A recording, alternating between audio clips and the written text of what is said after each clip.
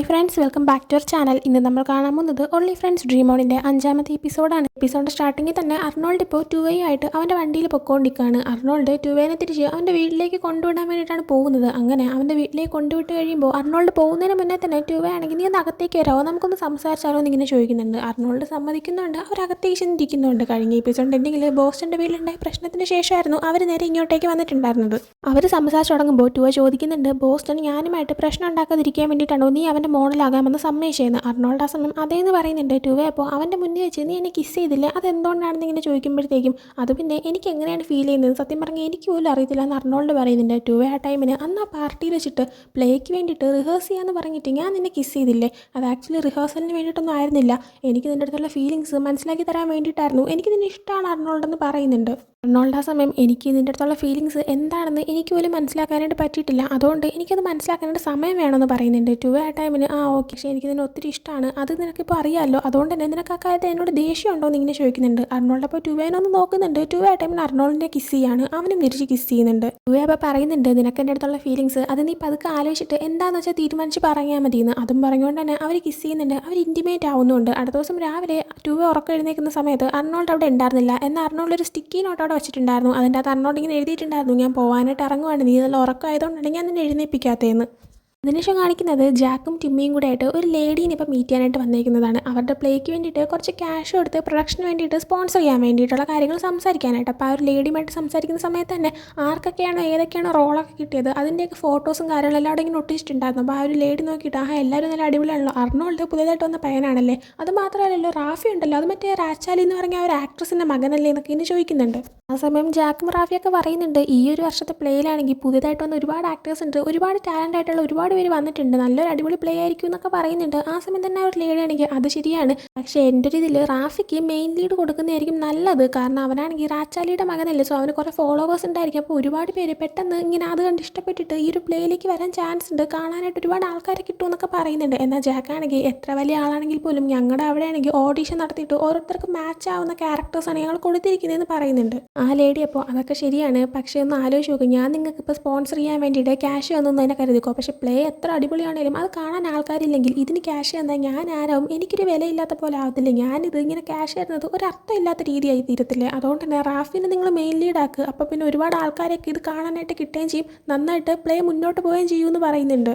എന്നാൽ അവർ പറയുന്ന ഈ ഒരു ഐഡിയ ജാക്കിനൊന്നും തീരെ ഇഷ്ടപ്പെടുന്നുണ്ടായിരുന്നില്ല. അങ്ങനെ അവർ ആ ഒരു ബിൽഡിങ്ങിൽ നിന്ന് പുറത്തേക്ക് ഇറങ്ങുന്ന സമയത്ത് ജാക്കാണെങ്കിൽ ഇതിങ്ങനെ സമ്മതിച്ചു കൊടുക്കാനും പറ്റത്തില്ല, ഈ മൈൻഡ് സെറ്റായിട്ടിരിക്കുന്ന ഒരാളാണെങ്കിൽ ആ സ്പോൺസറിനെ എനിക്ക് വേണ്ടാന്ന് പറയുന്നുണ്ട്. ടിമ്മി അപ്പോൾ നീ എന്താ ഇങ്ങനെയൊക്കെ പറയുന്നത്, എത്ര കഷ്ടപ്പെട്ടിട്ട് ഇങ്ങനെ ഒരു സ്പോൺസറിനെ കിട്ടിയെന്ന് അറിയാവുന്ന ഇങ്ങനെ ചോദിക്കുമ്പോൾ നമുക്ക് വേറെ സ്പോൺസറിനെ കണ്ടുപിടിക്കാമെന്ന് ജാക്ക് പറയുന്നുണ്ട്. ടിമ്മി ആ സമയം നമ്മൾ എന്തോരം അന്വേഷിച്ചതാണ്, അങ്ങനെ അവസാനമായിട്ട് നമ്മുടെ ആ ഒരു പ്ലേയിൽ ഇൻട്രസ്റ്റ് കാണിച്ച് സ്പോൺസർ ചെയ്യാമെന്ന് പറയുന്ന ഒരു കമ്പനി ഇതാണ്, ഇനി വേറെ കമ്പനി കണ്ടുപിടിക്കാൻ നേരെ ഇല്ലയെന്ന് പറയുമ്പോഴത്തേക്കും കണ്ടുപിടിക്കാമെന്ന് പറയുന്നുണ്ട്. ടിമ്മി അപ്പോൾ പറയുന്നതൊന്നും മനസ്സിലാക്കുക, ടൈമില്ല, അതുകൊണ്ട് അവർ പറയുന്നതൊന്നും സമ്മതിച്ചു കൊടുത്തേ, അറ്റ്ലീസ്റ്റ് അവരാണെങ്കിൽ ഈ ഒരു പ്ലേക്ക് വേണ്ടിയുള്ള ക്യാഷെല്ലാം തരുന്നുണ്ടല്ലോ, പിന്നെ നമ്മളിപ്പോൾ നമ്മുടെ ക്ലബ്ബിൽ നിന്ന് മാത്രം ക്യാഷ് എടുക്കാമെന്ന് വിചാരിച്ചാൽ ആ തികയത്ത് പോലും ഇല്ല എന്ന് പറയുന്നുണ്ട്.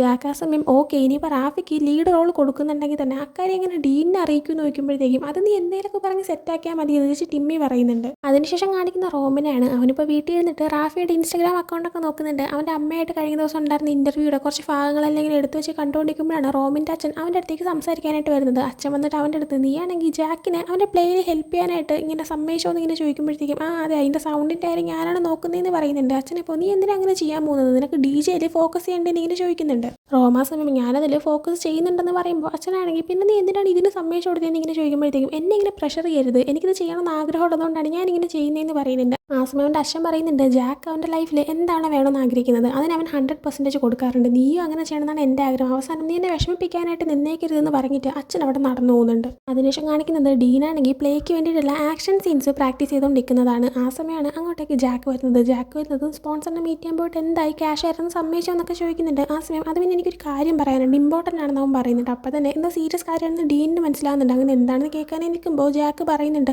സ്പോൺസർ പറഞ്ഞു പ്ലേയിൽ മെയിൻ ലീഡായിട്ട് കുറച്ച് കുറച്ച് ഫോളോവേഴ്സ് അധികമുള്ള കുറച്ച് ഫേമസ് ആയിട്ടുള്ള ആരെങ്കിലും എടുക്കുന്നതായിരിക്കും നല്ലതെന്ന് അവർ റാഫിനെയാണ് സജസ്റ്റ് ചെയ്തതെന്ന് പറയുന്നുണ്ട്. ആ സമയം ഡീനാണെങ്കിൽ എന്നിട്ട് നീ അത് സമ്മതിച്ചു കൊടുത്തു നോക്കുമ്പോൾ ഇല്ല ഞാൻ സമ്മതിച്ചില്ല, പക്ഷേ ഇനി നമുക്ക് വേറെ സ്പോൺസറിനെ കിട്ടാൻ യാതൊരു വഴിയില്ല, അതുകൊണ്ട് തന്നെ അവർ പറഞ്ഞ് കേട്ടേ പറ്റുള്ളൂ എന്ന് പറയുന്നുണ്ട്. ആ സമയം ഡീൻ പറയുന്നുണ്ട് നീയല്ലേ എപ്പോഴും മറ്റാരെക്കാളും നന്നായിട്ട് തന്നെ എല്ലാ കാര്യങ്ങളും കറക്റ്റായിട്ട് നോക്കി ചെയ്തു പോകുന്നത്, അർഹിക്കുന്നവർക്ക് തന്നെ റോള് കിട്ടണം, ഓഡീഷൻ ചെയ്ത് തന്നെ കഴിവുള്ളവർക്ക് തന്നെ കിട്ടണമെന്നൊക്കെ പറഞ്ഞിട്ട് എന്നിട്ട് ഇപ്പോൾ പെട്ടെന്ന് ഒരാൾ പറയുമ്പോഴത്തേക്കും നീയാണെങ്കിൽ എൻ്റെ റോൾ തട്ടിപ്പറിച്ച് അവനും കൊടുക്കാനായിട്ട് പോവാണ്. എപ്പോഴും ലീഡായിക്കൊണ്ടിരിക്കുന്ന ഞാനല്ലേ, അത് എനിക്ക് തന്നെയല്ലേ കിട്ടേണ്ടതെന്ന് പറയുന്നുണ്ട്. ആ സമയം നീ പറയുന്നതൊക്കെ എനിക്ക് മനസ്സിലാവുന്നുണ്ട്, എന്ന് വെച്ചിട്ട് ചുമ്മാ നീ പറയുന്ന പോലെ എല്ലാം എനിക്ക് ചെയ്യാനൊന്നും പറ്റത്തില്ല, അതുകൊണ്ട് തന്നെ ഞാൻ ഒരു തീരുമാനം എടുത്തിട്ടുണ്ട്. നിനക്കും റാഫിക്കും ഒരേ റോളാണ് കിട്ടാൻ പോകുന്നത്, അതായത് സെയിം റോളിന് ഡബിൾ കാസ്റ്റ്, നീയും അവനും ഒരേ റോൾ തന്നെ മാറി മാറി ചെയ്യുന്നതായിരിക്കും, അത് ഞാൻ ഉറപ്പിച്ചു കഴിഞ്ഞു എന്ന് പറയുന്നുണ്ട്. ഡീന സമയത്ത് അതെനിക്ക് സത്യം പറഞ്ഞെങ്കിൽ സമ്മതിച്ചു തരാൻ പറ്റത്തില്ല. അല്ലെങ്കിൽ ഏത് കാലഘട്ടത്തിലായാലും പൈസയുള്ളവർക്കും ഫേമസ് ആയിട്ടുള്ളവർക്കും ആണല്ലോ കഴിവുള്ളവരെക്കാളും കൂടുതൽ മുൻഗണന, അത് എപ്പോഴായാലും അങ്ങനെ തന്നെയാണ്. അല്ലെങ്കിൽ എന്നെ പോലുള്ളവർക്കൊന്നും കയറി വരാൻ പറ്റത്തില്ലല്ലോ എന്ന് പറഞ്ഞിട്ട് അവൻ ദേഷ്യത്തിൽ അവിടെ നിന്ന് ഇറങ്ങി പോകുന്നുണ്ട്.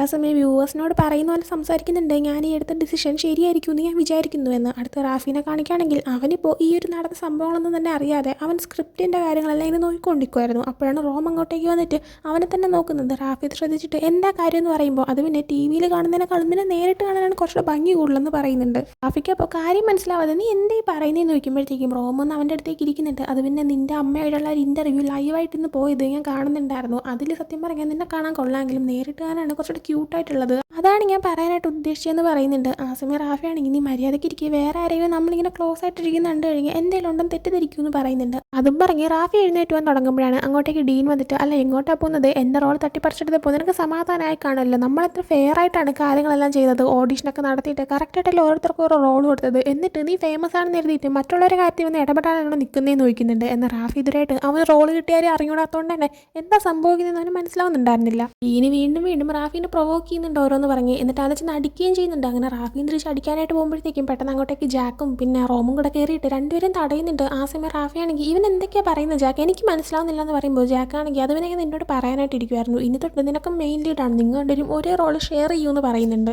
അതിനുശേഷം കാണിക്കുന്നത് അർണോൾഡിനെയാണ്. അവനിപ്പോൾ പ്രാക്ടീസൊക്കെ ചെയ്തുകൊണ്ടിരിക്കുന്ന സമയത്ത് അങ്ങോട്ടേക്ക് ട്യൂവ വന്നിട്ട് അവന് കഴിക്കാനായിട്ട് ബർഗറൊക്കെ കൊടുക്കുന്നുണ്ട്. ട്യൂവ അവന് വേണ്ടിയിട്ട് വാങ്ങിച്ചിട്ടുണ്ടായിരുന്നു. അങ്ങനെ രണ്ടുപേരും ഒരുമിച്ചിരുന്ന് കഴിക്കുന്ന സമയത്ത് ട്യൂവയാണെങ്കിൽ നീ ആലോചിച്ചു നിനക്കൊരു മറുപടി ഉണ്ടോ എന്ന് ചോദിക്കുമ്പോഴത്തേക്കും എന്ത് കാര്യം ചോദിക്കുന്നുണ്ട്. ആ സമയം അതുപോലെ നമ്മുടെ കാര്യം നീ ആലോചിച്ചോ എന്ന് ഇങ്ങനെ ചോദിക്കുമ്പോഴത്തേക്കും ഇല്ല ആലോചിച്ചിട്ടില്ല, എനിക്ക് കുറച്ച് ടൈം തരാമോ എന്ന് ചോദിക്കുന്നുണ്ട്. ആ കാര്യത്തിനൊക്കെ ഓക്കെ ആണെന്ന് ചോദിക്കുമ്പോഴത്തേക്കും ട്യൂവയ്ക്ക് മറുപടി അറിയണമെന്നുണ്ട്, എന്നാലും അർണോൾഡിനെ വിഷമിപ്പിക്കാതിരിക്കാനായിട്ട് ഓക്കെ നീ പതുക്കെ പറഞ്ഞാൽ മതി എന്ന് പറയുന്നുണ്ട്. അർണോൾഡ് ആ സമയം നീ എന്നെ മനസ്സിലാക്കുന്നതിന് താങ്ക് യു, നമ്മളിപ്പോൾ എങ്ങനെയാണുള്ളത് നമുക്ക് അതുപോലെ തന്നെ ഇപ്പം മുന്നോട്ട് പോകാമെന്ന് പറയുന്നുണ്ട്. അതിന് ഷർണോൾഡ് വ്യൂവേഴ്സിനോട് പറയുന്ന പോലെ സംസാരിക്കുന്നുണ്ട്. അവൻ പറയുന്നുണ്ട് എനിക്കാണെങ്കിൽ റിലേഷൻഷിപ്പിലോടൊക്കെ ആവണമെന്ന് ആഗ്രഹമുണ്ട്, എന്നാൽ പിന്നീട് എന്തെങ്കിലും പ്രശ്നമുണ്ടായി ഞങ്ങളുടെ ഫ്രണ്ട്ഷിപ്പ് നശിക്കുമെന്നും എനിക്ക് പേടിയുണ്ടെന്ന്. അതേപോലെ തന്നെ ട്യൂവയും വ്യൂവേഴ്സിനോട് പറയുന്നുണ്ട് ഞങ്ങൾ ഫ്രണ്ട്സിനേക്കാൾ മേലെയായിരുന്നെങ്കിൽ കുറച്ചുകൂടെ നന്നായിരുന്നു എന്ന്.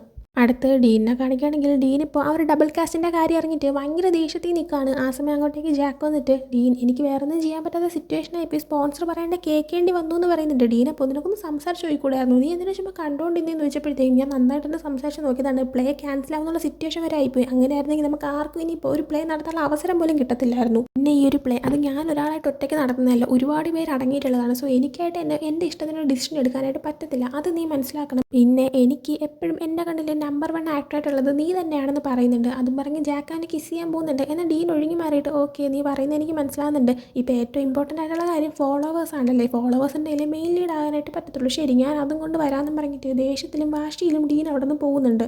അതിനുശേഷം ജാക്കിനെ വീണ്ടും കാണിക്കുമ്പോൾ അവനിപ്പോൾ സ്വിമ്മിങ്ങിന് വേണ്ടിയിട്ട് പോയിരിക്കുകയാണ്. സ്വിമ്മിങ് ഒക്കെ ചെയ്തിട്ട് ഇങ്ങനെ ഇരിക്കുന്ന സമയത്ത് അങ്ങോട്ടേക്ക് റാഫി വന്നിട്ട് ഞാനും കൂടെ ജോയിൻ ചെയ്തോട്ടെ എന്ന് ഇങ്ങനെ ചോദിക്കുന്നുണ്ട്. ഓക്കെ എന്ന് പറയുന്നതുകൊണ്ട് തന്നെ റാഫി അവൻ്റെ അടുത്തേക്ക് ഇരിക്കുന്നുണ്ട്. എന്നിട്ട് റാഫി പറയുന്നുണ്ട് എനിക്ക് ഇതിൻ്റെ സിറ്റുവേഷൻ മനസ്സിലാക്കാൻ പറ്റുന്നുണ്ട്, ഇങ്ങനെ ഒരു സിറ്റുവേഷനിലൂടെ ആ ഒരു റോള് കിട്ടിയാൽ എനിക്കും അത്ര സന്തോഷമൊന്നുമില്ല, പിന്നെ ഒരു സ്പോൺസർ പറയുന്നത് കേൾക്കാതിരിക്കാൻ പറ്റാത്ത സിറ്റുവേഷനാണ്, എനിക്ക് ശരിക്കും മനസ്സിലാക്കാൻ പറ്റുന്നുണ്ട്, ഈ ഒരു അവസ്ഥ മൊത്തം എനിക്ക് അറിയാനും പറ്റുന്നുണ്ടെന്ന് പറയുന്നുണ്ട്. ആ സമയം ജാക്കാണെങ്കിൽ വേറെ വഴിയില്ലാതായിപ്പോയി, നീ എന്നെ ഹെൽപ്പ് ചെയ്യുമല്ലോ അല്ലേ എന്നിങ്ങനെ ചോദിക്കുമ്പോഴത്തേക്കും റാഫിയാണെങ്കിൽ ഉറപ്പായിട്ട് ഞാൻ ഹെൽപ്പ് ചെയ്യുമെന്ന് പറയുന്നുണ്ട്. ജാക്കാണെങ്കിൽ താങ്ക് യു എന്ന് തിരിച്ച് മറുപടി പറയുന്നുണ്ട്.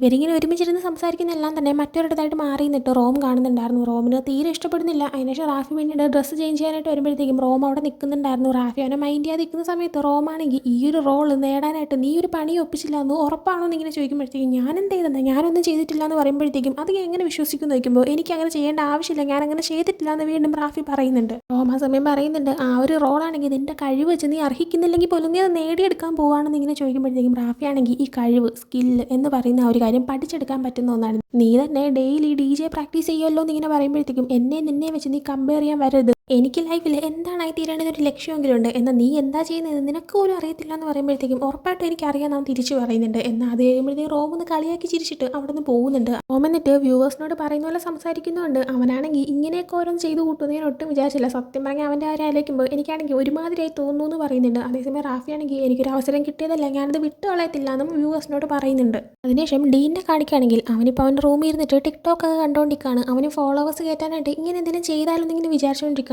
അങ്ങനെ ഒരു ഐഡിയ കിട്ടിയിട്ട് പെട്ടെന്ന് അവൻ തന്നെ ടുവേയുടെ റൂമിലേക്ക് പോകുന്നുണ്ട്. എന്നിട്ട് ടുവേയുടെ അടുത്ത് ഞാനാണെങ്കിൽ ഇതുപോലെ ഫോളോവേഴ്സിനെ കിട്ടാനായിട്ട് ഓരോ കണ്ടന്റ് ചെയ്യാമെന്ന് വിചാരിച്ചു, അതായത് ഷിപ്പിംഗ് ഒക്കെ ആയിട്ടുള്ള കണ്ടന്റ്. അപ്പോൾ അതിന് വേണ്ടിയിട്ട് ഞാനാണെങ്കിൽ അർണോൾഡിൻ്റെ കൂടെ എന്തെങ്കിലുമൊക്കെ ചെയ്തോട്ടെ എന്ന് ഇങ്ങനെ ചോദിക്കുന്നുണ്ട്. ടുവയ്ക്കപ്പോൾ ഇവൻ ഉദ്ദേശ കാര്യം മനസ്സിലാകാത്തതുകൊണ്ട് നീ എന്തൊക്കെയാണ് പറയുന്നത്, പ്ലേയുടെ കാര്യങ്ങൾ പ്രാക്ടീസ് ചെയ്ത് ഇതിൻ്റെ കിളിയൊക്കെ പോയെന്ന് വെച്ചപ്പോൾ അതല്ല, ഫോളോവേഴ്സ് കിട്ടാനായിട്ട് ഞാനും അർണോൾഡും ആണല്ലോ ആ ഒരു പ്ലേയിൽ അല്ലെങ്കിലും പെയർ ആയിട്ടിരിക്കാൻ പോകുന്നത്. അപ്പം ആൾക്കാരെ കുറച്ച് ഇങ്ങനെ കൂടുതൽ ആകർഷിച്ച് കൊണ്ടുവരാനായിട്ട് ഫാൻ സർവീസ് പോലെ ഞാനും അർണോൾഡും ഇതുപോലെ ടിക്ടോക്ക് ഒക്കെ ചെയ്താലോ എന്നൊരു ഐഡിയ കിട്ടി. സോ നിൻ്റെ അടുത്ത് പെർമിഷൻ ചോദിക്കാനായിട്ടാണ് ഞാൻ വന്നത്. ഞാൻ അർണോൾഡിൻ്റെ കൂടെ ചെയ്തോട്ടെ എന്നിങ്ങനെ ചോദിക്കുമ്പോൾ ടു ആലോചിച്ചിട്ട് ഓക്കെ നീ ചെയ്തോളാനായിട്ട് പറയുന്നുണ്ട്. ആ സമയത്ത് താങ്ക് യു സോ മച്ച് എന്നൊക്കെ അവൻ പറഞ്ഞിട്ട് നീയും അർണോൾഡ് തമ്മിലുള്ള കാര്യങ്ങൾ എവിടെ നിങ്ങൾ രണ്ടും ഇൻറ്റിമേറ്റ് ആയി എന്നൊക്കെ ചോദിക്കുമ്പോൾ ആയി എന്നവൻ പറയുന്നുണ്ട്. ആ കേട്ട് സന്തോഷിച്ചിട്ട് ഡീനാണെങ്കിൽ അപ്പോൾ നിങ്ങൾ ബോയ് ഫ്രണ്ട്സ് ആയോ എന്ന് ചോദിക്കുമ്പോഴത്തേക്കും ഇല്ല, ഞങ്ങൾ തമ്മിലുള്ള സ്റ്റാറ്റസ് ഇതിനായിട്ട് ക്ലിയർ ആയിട്ടില്ല, ഇപ്പോഴും അതിൻ്റെ കാര്യങ്ങൾ നടക്കുന്നേ ഉള്ളൂ എന്ന് പറയുമ്പോൾ അത് കുഴപ്പമില്ല, എന്തായാലും ഒരു പ്രോഗ്രസ് ഒക്കെ വന്നിട്ടുണ്ടല്ലോ, അതെന്തായാലും നന്നായി. പിന്നെ എങ്ങനെ ഉണ്ടായിരുന്നു ഇൻറ്റിമേറ്റ് ആയി എന്നൊക്കെ ചോദിക്കുമ്പോൾ അതൊന്നും പറഞ്ഞു തരാൻ പറ്റില്ല, നീ റൂമിൽ പോയി കിടന്ന് ഉറങ്ങുന്നൊക്കെ പറഞ്ഞിട്ട് അവനെ പറഞ്ഞു വിടുന്നുണ്ട്.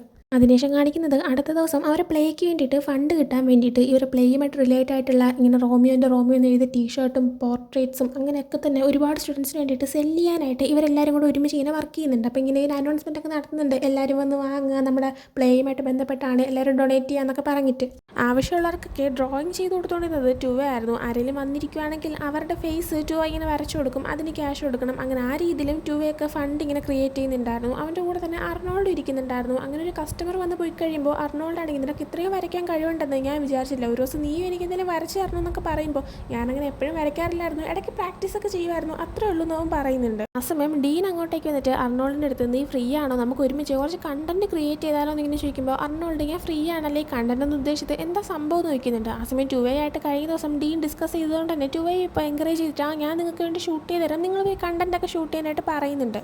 അർണോൾഡ് സമ്മതിക്കുന്നതുകൊണ്ട് തന്നെ ഡീൻ പറയുന്നുണ്ട് ഞാൻ ചെയ്തോളാം, അത് കണ്ടിട്ട് നീ അതേപോലെ അങ്ങ് ചെയ്തു തന്നാൽ മതിയെന്ന്. അങ്ങനെ ഇവർ മൂന്നിനും ഒരുമിച്ച് പോകുന്നുണ്ട്. ഓരോരോ ബൂത്തിൽ പോയി നിന്നിട്ട് ഇങ്ങനെ ഒരുമിച്ച് ഡ്രിങ്ക്സ് വാങ്ങിച്ച് കുടിക്കുന്നതായിട്ടും ഒരുമിച്ച് ഓരോരോ കാര്യങ്ങൾ ചെയ്യുന്നതായിട്ടൊക്കെ ഇങ്ങനെ കണ്ടും നോക്കി കുറച്ച് റൊമാൻസ് ഒക്കെ ഇട്ടിട്ട് ഇവരിങ്ങനെ കണ്ടന്റ് ഷൂട്ട് ചെയ്യുന്നുണ്ട്. ഇവർക്ക് ആവശ്യമുള്ള കണ്ടന്റ് ഷൂട്ട് ചെയ്ത് കൊടുക്കുന്നതും ടുവ തന്നെയാണ്. ഇത് കണ്ടുകൊണ്ട് അവിടെ നിൽക്കുന്ന കുറച്ച് സ്റ്റുഡൻസ് ആയാൽ പോലും ഇങ്ങനെ നോക്കി നിന്ന് പോകുന്നുണ്ട്. കുറച്ച് പേരൊക്കെ ഇവരിങ്ങനെ ഷിപ്പ് ചെയ്യാനൊക്കെ തുടങ്ങുന്നുണ്ട്. മറ്റൊരു സൈഡിൽ നിന്നുകൊണ്ട് ഇവരിങ്ങനെ ചെയ്യുന്നതെല്ലാം തന്നെ ജാക്കും ടിമ്മിയും കാണുന്നുണ്ടായിരുന്നു. ഡീൻ ഇത് എന്ത് പുറപ്പെട്ടാണ് ഇങ്ങനെ ചെയ്യുന്നതെന്ന് ജാക്ക് ചോദിക്കുമ്പോൾ ടിമ്മി പറയുന്നുണ്ട് അത് പിന്നെ സ്പോൺസർ കാരണമാണ്, അവർ ഫോളോവേഴ്സ് വേണമെന്ന് പറഞ്ഞു, ഇവൻ ഫോളോവേഴ്സ് ഉണ്ടാക്കാൻ ശ്രമിക്കുകയാണെന്ന് പറയുമ്പോൾ ജാക്ക് വേറെ എത്രയോ വഴികളുണ്ട്, ഇത് മാത്രമേ കിട്ടിയുള്ളൂ എന്ന് ഇങ്ങനെ ചോദിക്കുന്നുണ്ട്.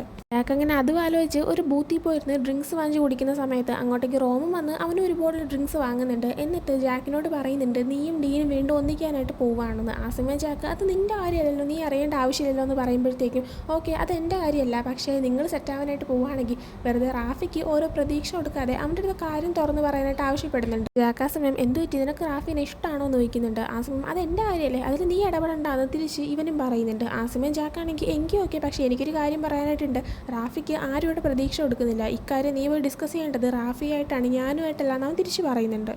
ആ സമയം റോം പറയുന്നുണ്ട് ഒരു കാര്യം ഞാൻ എന്തായാലും നിനക്ക് വാണിംഗ് തന്നേക്കാം, ഈ രണ്ട് സൈഡിലും ഇങ്ങനെ മാറി മാറി നിൽക്കാതെ ആരെങ്കിലും ഒരാളെ ചൂസ് ചെയ്യാൻ നോക്ക്, കാരണം ആ ഒരു പരിപാടി അത്ര രസമുള്ളതല്ല എന്നിങ്ങനെ പറയുന്നുണ്ട്. റാഫിനെ കാണിക്കുകയാണെങ്കിൽ ബാക്ക് സെല്ല് ചെയ്യുന്ന ഒരു ബൂത്തിലായിരുന്നു അവൻ നിൽക്കുന്നുണ്ടായിരുന്നത്. അവനങ്ങനെ അവിടെ ഇങ്ങനെ ഡ്രിങ്ക് ചെയ്തുകൊണ്ടിരിക്കുമ്പോൾ ബോസ്റ്റൺ ആണെങ്കിൽ ബിഹൈൻഡ് ദ സീൻസിൻ്റെ പിക്ചേഴ്സ് എല്ലാം എടുത്തുകൊണ്ട് അവിടെ തന്നെ ഇങ്ങനെ ചുറ്റി ഇറങ്ങി നിൽക്കുന്നുണ്ടായിരുന്നു. അപ്പോൾ ബോസ്റ്റൺ വന്നിട്ട് ഇവൻ്റെ ഒരു ഫോട്ടോ എടുക്കുന്നുണ്ട്. എന്നിട്ട് എന്ത് പറ്റി ഇങ്ങനെ ഒറ്റയ്ക്ക് നിൽക്കുന്നതെന്ന് ചോദിക്കുമ്പോൾ ഒന്നുമില്ല, ജസ്റ്റ് ഒരു മൂഡ് ഓഫ് പോലെ, സോ ഇങ്ങനെ ഡ്രിങ്ക് ഒക്കെ ചെയ്യാമെന്ന് വിചാരിച്ച് നിൽക്കുമായിരുന്നു എന്ന് പറയുമ്പോൾ എങ്കിൽ പിന്നെ ഞാൻ നിൻ്റെ കൂടെ ഡ്രിങ്ക് ചെയ്യാമെന്ന് പറയുന്നുണ്ട്.